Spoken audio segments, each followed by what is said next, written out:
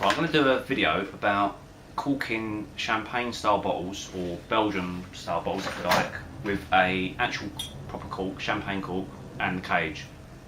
So like this type of 750ml bottle, this is a Leffy bottle. I haven't actually tried capping, or corking rather I should say, the champagne bottles as yet, but I probably would stick to these because they're brown and whatnot. This isn't particularly my idea, it comes from Robert Miller. I recently wanted to bottle a few kind of Belgian style beers, particularly I want to do my saison in a kind of bigger bottle because it come out about 7.5%, so I wanted to kind of sit a few down and have them in a nice bottle and kind of present them a bit better. Leffy bottle seems to be the cheapest way of buying them. You get the beer and then obviously you get the bottle. You can buy these, but I don't know, I think when you buy them then you get the beer as well, it kind of works out a little bit better. But anyway, recently Miller posted a picture on their website with a bottle very much like this that was corked and had the cage on it. And on their website they sell the corks and cages. So they're like a slightly bigger cork than a normal standard wine cork, a little bit fatter. I'll put the exact measurements down in the information bar later on. And then you also get the cages with these as well to put on them as well to finish them off. The thing is, normally with these you need a kind of a industrial corker, kind of like a floor standing one that compresses the cork and then pushes it in. And I haven't found anyone in the UK that actually sells that particular corker. But Robert Miller on Twitter said that he'd done his with a hand corker. And I thought, can that really be possible? And I thought I'd give it a go. And it does work. This is my hand corker. Miller obviously sell the exact same one. And they're the cheapest around as well for that particular corker. So if you're looking to do this, you can get the corks and the corker all in the same place. There is a little bit of a sort of a thing, a way I found to make sure you get the right amount, because obviously it isn't designed to cork that particular bottle, so you want to make sure you get it just right.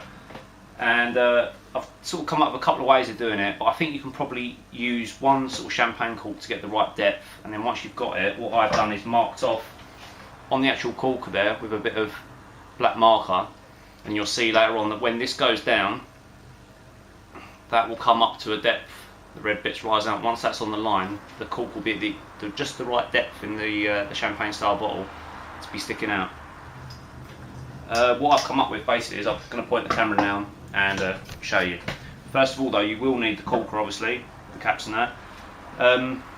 You probably don't need this, but first I trialled it with a wine bottle. So if you've got some wine corks already, you can sort of judge the depth of a wine cork by putting it in, adjusting the corker, pushing it down, and then getting the right depth for that, rather than waste these. But I did manage to get one back out, so if you didn't want to, because these cost a little bit more than a wine cork, so rather than waste these, if it kind of, once you've got it in, you think it's going to sort of balloon out too much and disform it, you could use your sort of cheaper wine corks to gauge the depth.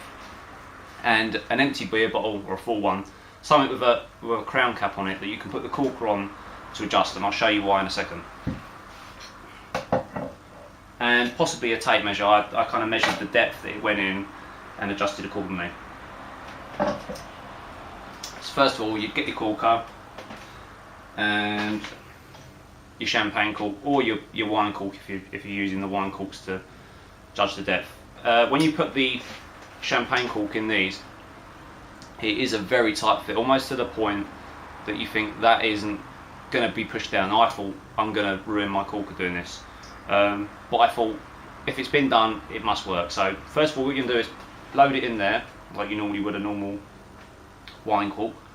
But then what you're going to do is push it right down so it sits level with this little white bit, and that's where the beer bottle comes in. Because it's got a solid top, you can let me adjust the camera to show you. So I'll put it down. So you place it on top of the beer bottle as if you was corking a wine bottle. Push it right down. Obviously you're going to get resistance from the cap, and then you've made sure that this is exactly flush, or as flush as it will go, with the white disc in there. Then basically that's it, ready to go for the champagne bottle. So then you've got like an even level So you're not judging how far that it's travelling down there. By the time you're pressing it on the bottle, you know that it's at that point. So next, obviously if you're doing this with your wine bottle, you'll be doing it with the wine cork and then measuring off, but I'm doing it straight on the champagne bottle because I've already measured off with a little black marker. I used kind of a Sharpie or a black marker, and you can just rub it off with water or alcohol and that. Obviously once you set the depth, if you don't want that to fade away, you could kind of get like a hacksaw or something, score a nice line in there so that it's always in there, and it's never going to change. You're probably not going to, I mean with a normal wine cork, it tends to sort of cork straight off when you finish the corking anyway. This is the only other style of bottle you're going to do. You could score it with a hacksaw and you'd be good to go. So put it on our champagne style bottle. Then what I'm going to do is just push down until the red part comes in line with the black mark that I've made. And then the arms up like you would normally. And then twist off. And then as you can see, I'll just put the camera back up. We've got just enough sticking out the bottle. I've got it so that it's just sitting just past the neck. I don't know if that's how you're meant to cork it and if that's the right amount sticking out, but that's what I'm going to go with. It's just below the neck there. You can't quite see it, but it's just under the collar. And the next thing is putting your cage on. Now there's lots of different ways you can put that on in terms of you can use your bench capper to hold the actual cage down so that when this metal part here grips onto the collar it's pushed down properly, but I don't think you really need that. They seem to be just in line exactly where they are. You can get various little tools. You can get ones that go on the corkers or the bench cappers rather that I've had where they're like a handle and a twist, or you can get like a little wire twist thing. The cheapest and the easiest thing is anything that's kind of long and pen shaped. The pen you've even used just to mark the thing. So that would go in there. That's on. Pen in there. And then it's just a case of twisting the pen so that the cage is brought down onto pull the pen out. Obviously if it gets too tight, then you've got just the little ring left. You can fold that in so it's neat. And that's the cage under the lip like it should be and holding the cork down.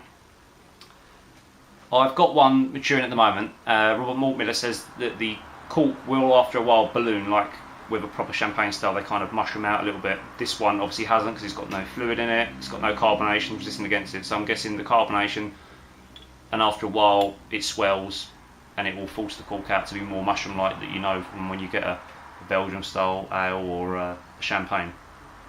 It's really as simple as that. The fact that you can do it with a hand corker, which is much, I mean a lot of the floor corkers tend to be about, I don't know, 60 quid at the cheaper end or even more expensive, and especially most of them only say they're for wine corks and not champagne style. So therein you'll spend a lot of money for something you can do with a hand corker, which I think is genius. So once again all credit goes to Robert Maltmiller, but I just thought I'd had to put a little video together just to show everyone how easy it is. And obviously once you've got that depth there, you're sorted. I mean, let me just do a quick measure right now. From the very top, it is exactly 30 mil. So I'm guessing if you wanted to, you wouldn't even need to do what I've just done. You could probably go out and get that corker, put a line on the 30 mil mark from the very top.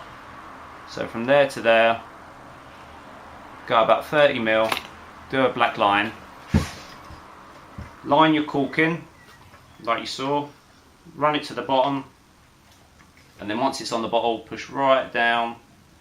Once it's at the black line, then you've corked. Put the cage on, twist the pen, you're away. All you've got to do is drink lots of Leffing to get your bottles.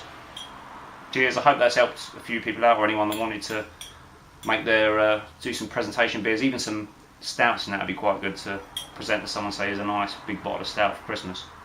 Cheers.